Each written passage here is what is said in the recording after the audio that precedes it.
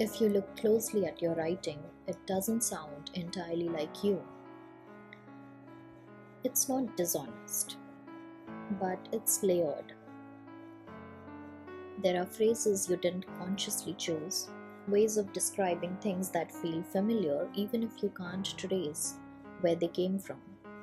And if you've been reading for a while, this makes sense because we don't just read books, we absorb them.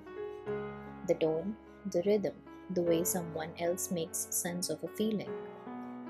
And slowly, without noticing, that starts to shape how we write about our own lives. You might describe a quiet moment in a way that feels more poetic than usual, or finding yourself framing something with a kind of distance, because that's how you've seen it done before. It's subtle, but it's there. And it raises an interesting question. When you write about yourself, whose voice are you using?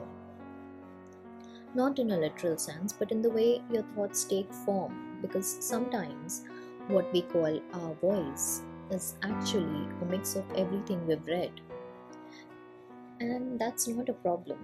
In fact, it's part of how writing develops. But if you're not aware of it, you can start to lose something in the process. You might begin to write in a way that sounds right but doesn't feel entirely true to yourself. You describe your emotions the way they are usually described. You shape your experiences into something that feels readable, and without realizing it, you move a little further away from how things actually feel inside you. You lose your voice. This is where journaling can quietly shift things back. Because the page doesn't need to sound like anything, it doesn't need to follow a tone, it doesn't need to resemble something you've read before. It just needs to hold what's yours. But to do that, you have to notice where your writing is being influenced. Not to remove it completely, that's not possible, but to gently separate what feels borrowed from what feels real.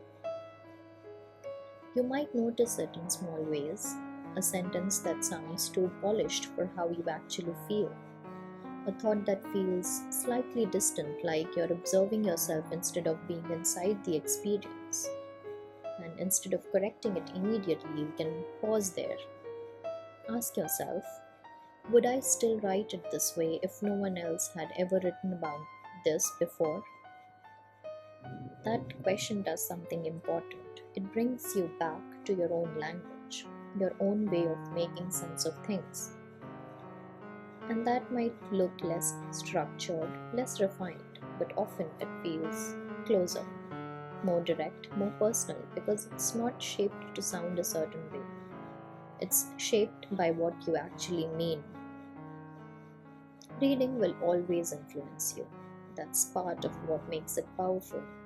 It expands how you think, how you see things, how you understand experiences that aren't your own.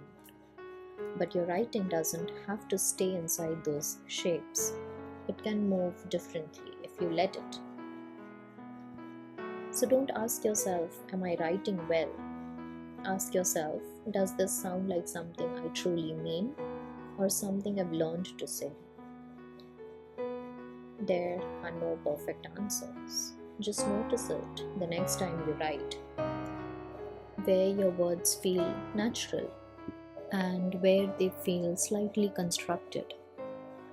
And in that awareness, something shifts. You begin to write in a way that feels less influenced and more yours, not separate from what you've read, not entirely shaped by it either. Somewhere in between, and that's where your real voice starts to settle, quietly without trying to sound like anything else. That is your voice. That is home.